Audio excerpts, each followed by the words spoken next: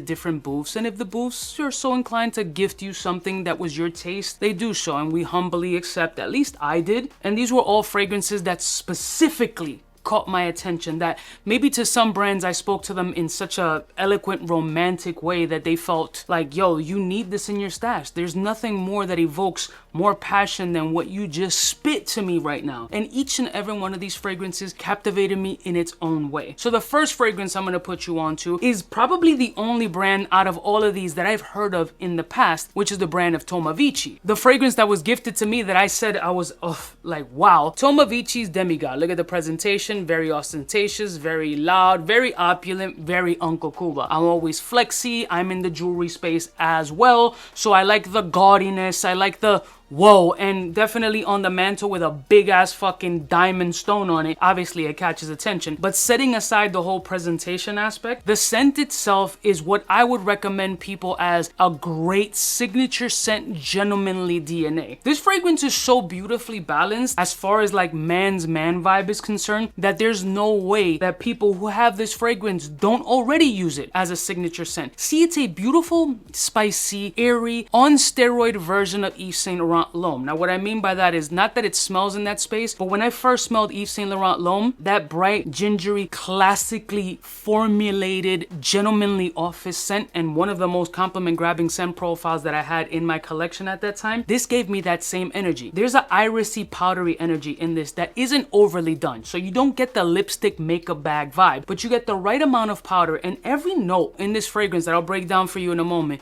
is done to perfection. It melodically flows, it latches onto your skin. I got about 7.5 hours of this fragrance. I've already worn this one, and it's like listening to a symphony just made for gentlemen. Like, I don't know if that's a fucking thing, but that's what this fragrance made me feel. But let's tap into the notes so you can maybe visually paint a picture while I spit to you what's in this piece. All right, so according to Fragrantica, the fragrance opens up with mint, cardamom, and sage, followed by Tuscan iris, Turkish rose, and at the base we got musk, sandalwood, vanilla, amber, and cedar. This is gentlemanly.com. Beautifully bright, citric, and powdery. It opens up slightly tart, almost limoncello-like, but lightly limoncello with a beautiful woody essence right behind it. So it isn't overly tart, it's just the right amount of brightness, deviating from your traditional bergamot opening blast. But then you have like a cinnamon dusting right behind that woodiness, giving you a sweet, woody, citric component on that opening blast. Now there is a herbal vibe to it, but it doesn't scream mint, just kind of herbal and grassy,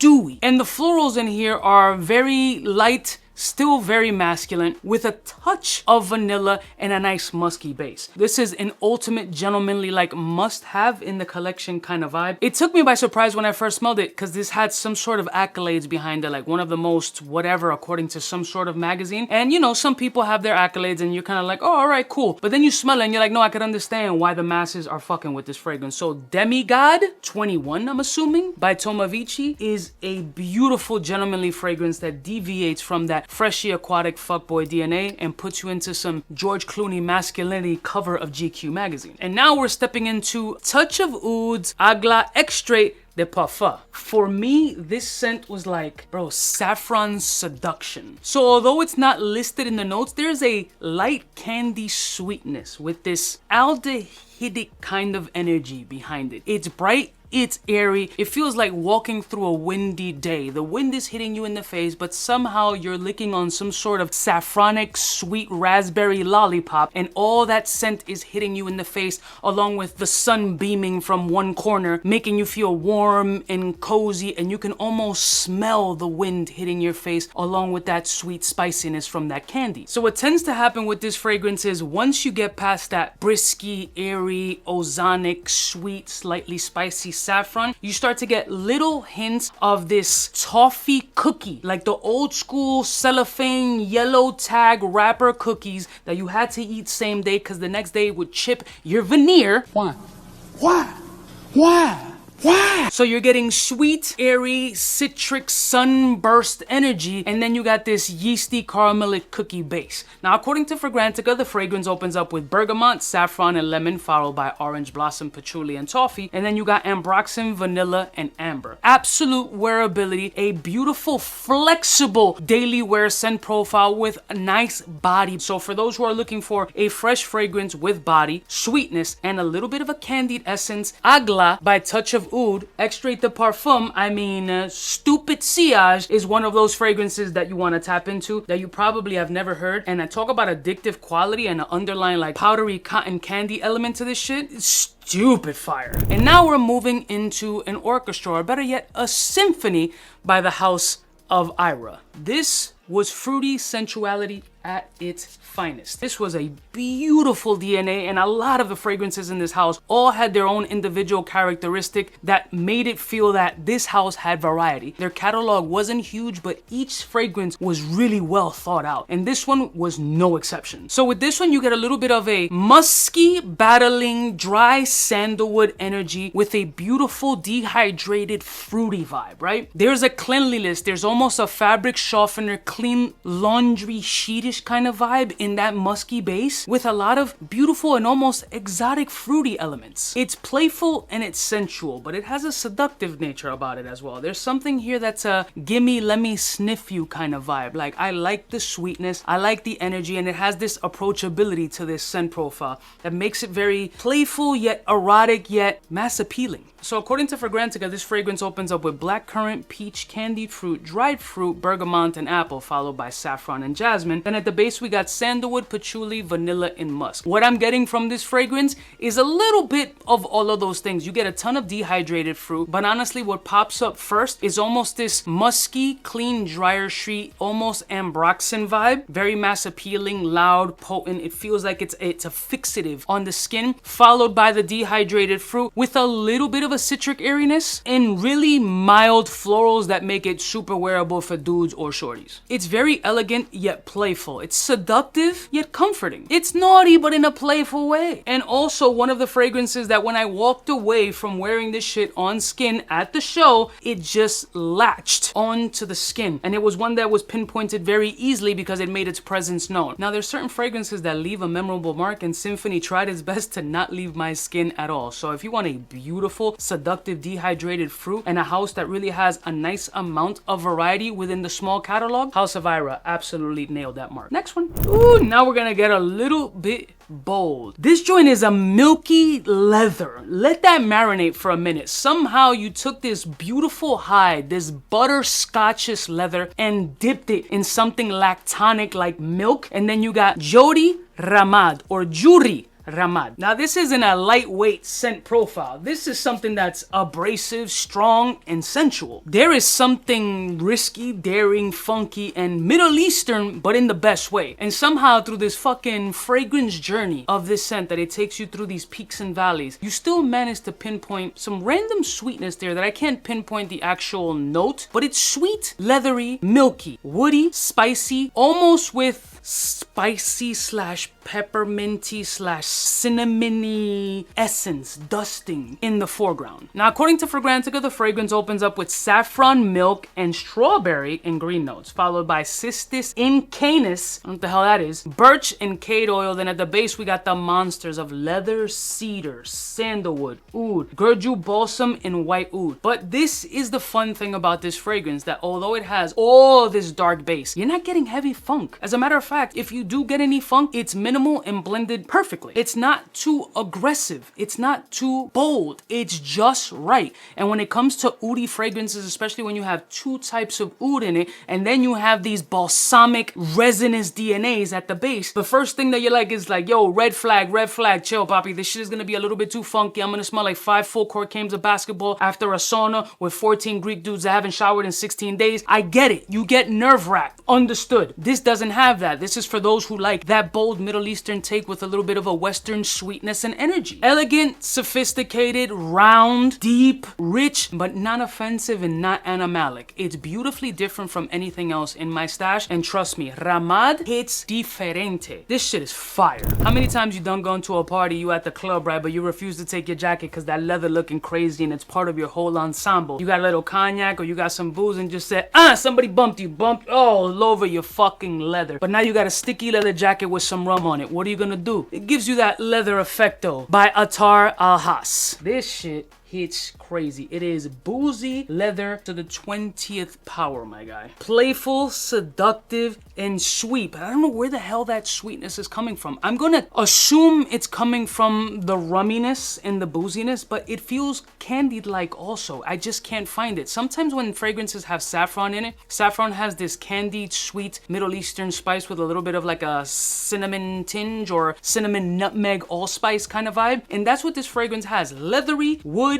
ambery, super sensual, with a sticky sweetness maybe coming from some cognac or rum. Because according to the notes in Fragrantica, the fragrance opens up with rum, saffron, and nutmeg, followed by jasmine, vanilla, sandalwood, labdanum, amber, and musk. Still airy, non-offensive, slightly sweet, sticky booze. Also has a little bit of a vanillic toffee essence, or maybe like vanilla extract. But this fragrance has a ton of confidence. This is a dude coming out of an Italian sports car, like sunglasses are on deck and it's nighttime, but he's wearing the hater blockers so the demons don't possess him through his eyes, because the eyes are the windows to the soul. And he's not trying to get his soul possessed, he's just trying to possess someone's whole.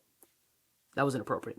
Musky, masculine, sexy, attention-grabbing, powerful, CEO, big dick energy. This fragrance is intimately seductive with no harsh edges. Like, it's so well blended and it's so rounded off. Sometimes you get a little bit of like this chemical punch that turns you off, or you gotta just wait a couple of minutes for it to wind down so the fragrance can start, you know, developing its personality, its DNA. And in this one, it kind of just opens up with, I know who I am, what I'm gonna be. I'm just here to give you that liquid courage on skin to show you what type of bad motherfucker you're gonna be tonight. And that's what Leather Effecto did to me at Beauty World, and that's what that shit is doing to me now, and I respect it. Now, this fragrance was super interesting, but it had a note of fig in it, and as a sucker of fig fragrances, I was like, this just speaks to me different. I'm gonna butcher the shit out of this name like I butcher everything else. Leoles Capri Ecstasy. Please feel free to correct me in the comments with pronunciation, because we all know I'm dyslexic, I'm fucking a Riri, and I have a 9th grade education, and all I could do is measure in grams, ounces, and kilos. Let's go.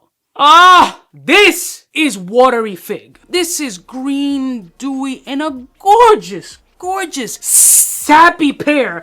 But fig is the star here, and it's a watery, dewy, wet, after rain, after fucking hurricane storm, wet figgy. Oh my god, it's it's the right amount of herbal and sweetness, the right amount of sticky, molassesy, not overly sweet, but just nature about it. If that makes any sense, which it probably doesn't, but it does in my brain.